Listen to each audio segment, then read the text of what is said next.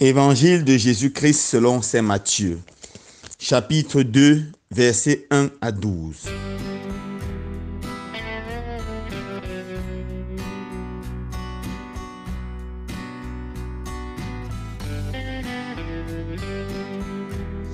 Jésus était né à Bethléem en Judée au temps du roi Hérode le Grand. Or, avant que les mages venus d'Orient arrivèrent à Jérusalem et demandèrent « Où est le roi des Juifs qui vient de naître?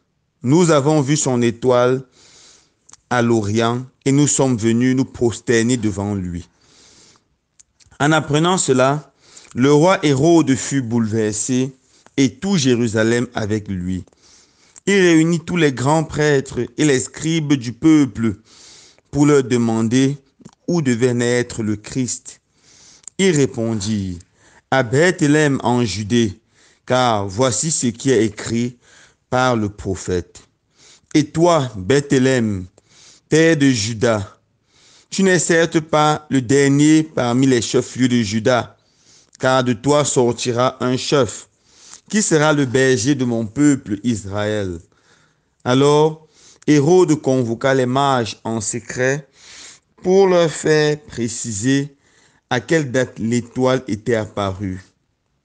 Puis, il les envoya à Bethléem en leur disant « Allez vous renseigner avec précision sur l'enfant, et quand vous l'aurez trouvé, venez me l'annoncer pour que j'aille moi aussi me prosterner devant lui. » Après avoir entendu le roi, ils partirent. Et voici que l'étoile qu'ils avaient vue à l'Orient les précédait, jusqu'à ce qu'elle vint s'arrêter au-dessus de l'endroit où se trouvait l'enfant. Quand il vit l'étoile, il se réjouit d'une très grande joie.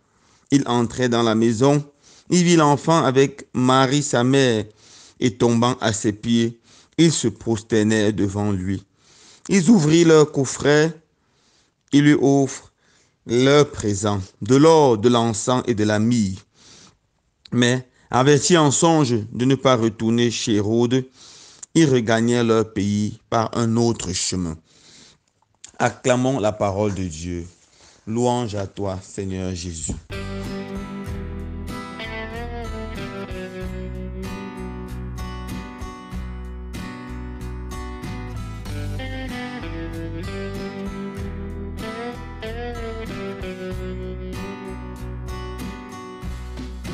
Chers frères et sœurs bien-aimés, aujourd'hui, la Sainte Église, notre Mère, nous invite à célébrer avec joie la solennité de l'Épiphanie du Seigneur. Elle est célébrée le deuxième dimanche après la fête de Noël. L'épiphanie vient du mot grec « epiphania » qui signifie manifestation, révélation. L'épiphanie, c'est la célébration de la manifestation de Dieu au monde entier. Nous avons vu depuis la naissance de Jésus un certain nombre de manifestations de Jésus, spécialement aux Juifs. Nous avons vu les bergers qui sont venus adorer Jésus. Nous avons vu Siméon, le vieux Siméon et la vieille Anne, qui étaient tous des Juifs. Maintenant, nous avons des personnes qui viennent de l'Orient, c'est-à-dire de loin, pour adorer Jésus, c'est-à-dire les mages. Arrêtons-nous un peu sur ces différents personnages pour voir la beauté de ce qui s'est passé en ce temps-là. Les mages sont appelés de façon traditionnelle les rois, mais d'après les biblistes modernes, ils n'étaient pas des rois, c'était des sages et des savants. En fait, ils font partie d'une tribu de Perse qui avait des ambitions. Après avoir essayé de prendre le pouvoir en Perse, ils ont été vaincus. Et après leur défaite, ils se sont consacrés à l'étude. C'était des savants, des philosophes, des philosophes. Ils étudiaient également le ciel, des astrologues. Ils étudiaient la médecine. Ils étudiaient beaucoup d'autres choses. C'était des grands savants. Et dans leur grande recherche, ils se sont rendus compte qu'il y avait une étoile particulière qui est apparue dans le ciel. Et d'après la forme de cette étoile, ils pensaient que c'était l'étoile d'un prince. Et justement, à la période de Jésus, il y avait une grande attentes qui parcouraient le monde entier, disant que un roi qui viendra de la Judée va gouverner le monde entier. Beaucoup d'historiens romains parlent de cela.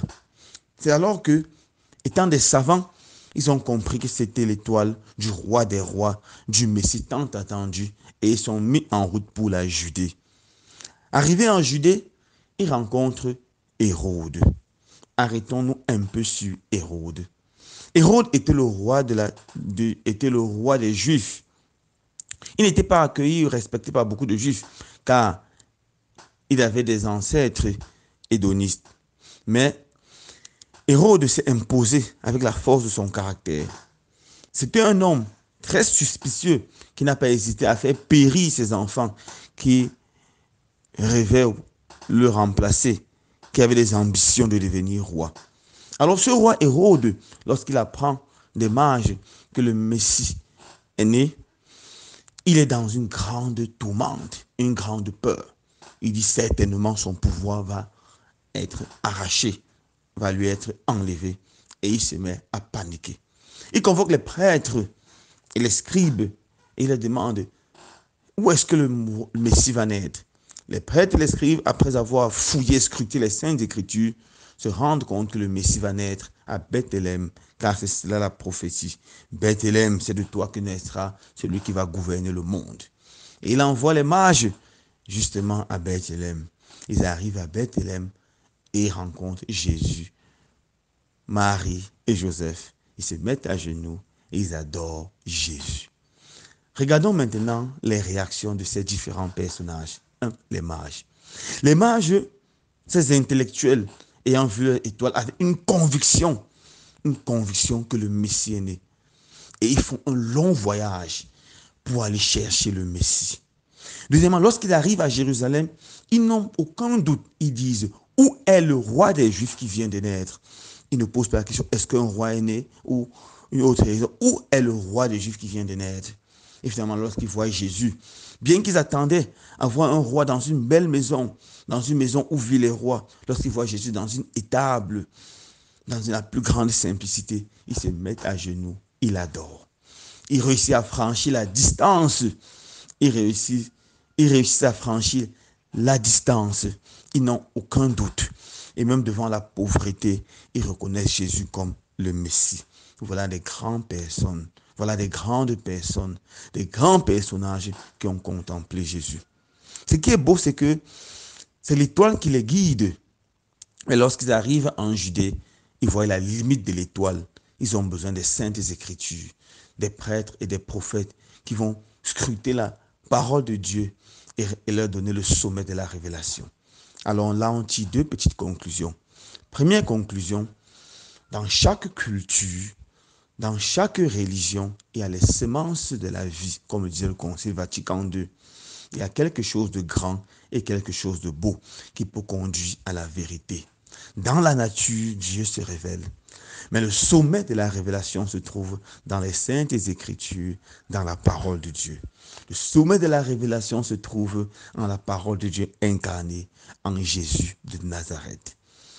Que toutes nos cultures, que toutes nos croyances nous conduisent à la révélation du Christ, à la manifestation de Jésus. Deuxième chose, la réaction des personnages. Les rois font ce voyage parce qu'ils aiment Dieu, guidés par l'amour, guidés par le désir de la vérité. Les prêtres, après avoir étudié, se rendent bien compte que Jésus va naître à cette période. Et après, ils ne se mettent pas en route pour aller chercher Jésus. Les prêtres représentent ceux qui sont indifférents. Ils sont occupés dans les temples à faire des sacrifices ou occupés à scruter les saintes écritures, mais ils sont indifférents. Ils ne recherchent pas Dieu, ils ne recherchent pas la vérité. Oui, dans cette histoire, les prêtres représentent toutes ces personnes qui sont occupées par leurs propres affaires. Ils n'ont pas le temps pour Dieu. Est-ce que je trouve le temps pour Dieu? Le temps pour chercher Dieu, pour l'adorer, pour adorer ce roi des rois. Et lorsqu'ils arrivent, ils offrent des cadeaux, de l'or, de l'encens et de la myrrhe. Au temps ancien, l'or était considéré comme le roi de tous les métaux. Et un proverbe populaire disait, on ne se présente jamais devant le roi sans or. Devant un roi, il faut lui offrir de l'or, qui est le roi des métals. Lorsqu'ils offrent de l'or à Jésus, ils reconnaissent en Jésus le roi des rois, le roi, non pas seulement des Juifs, mais le roi des rois. Ensuite, ils offrent de l'encens. L'encens était offert au Dieu et elle continue à être offert au Dieu, ou mieux encore à Dieu. Quand ils offrent l'encens à Jésus, ils reconnaissent en Jésus le Dieu. Ça, c'est une autre épiphanie très forte. Jésus est reconnu comme vrai Dieu, né du vrai Dieu. Lumière, né de la lumière, engendré et non pas créé. Jésus est reconnu comme Dieu. Mais finalement, ils offrent à Jésus la myrrhe. La myrrhe était utilisée pour ensevelir les morts, pour embaumer les morts. Imaginez, frères et sœurs bien-aimés, que votre femme donne naissance à un beau enfant et quelqu'un vient visiter l'enfant et vous offre un petit cercueil. Quelle va être votre réaction? Certainement, vous allez être scandalisé. Mais comment, au lieu d'offrir le savon comme on offre dans notre culture, il offre le cercueil? Alors, c'était un signe fort pour Marie et pour Joseph. Ils ont compris que ce grand roi, que ce Dieu devait mourir. Mourir par amour pour les hommes. Mourir par amour pour les hommes. Il ne devait pas être un roi à la manière de ce monde, mais à la manière de Dieu. Voilà toute la Bible qui se résume dans ces trois cadeaux. Jésus est Dieu, Fils de Dieu. Jésus est le roi des rois, mais un roi qui devra mourir par amour pour les hommes, pour sauver les hommes. Qu'en ce jour de l'épiphanie, le Seigneur nous donne la foi des rois mages, afin que nous puissions le chercher de tout notre cœur et le trouver dans les saintes écritures, dans la parole de Dieu. Mais surtout, que le Seigneur nous donne la grâce de pouvoir toujours rentrer par un autre chemin. Si nous avons cherché par le chemin de l'astrologie, par le chemin de d'autres religions ou de d'autres méthodes, que nous rentrons par le chemin de la foi, le chemin de l'amour, le chemin de la joie et le chemin de la bénédiction. Que le Seigneur nous bénisse et que le Seigneur nous donne d'être nous aussi des personnes qui vont travailler pour son épiphanie, pour sa manifestation à nos familles différentes, à nos différentes familles, à notre voisinage et à nos amis. Loué soit Jésus-Christ.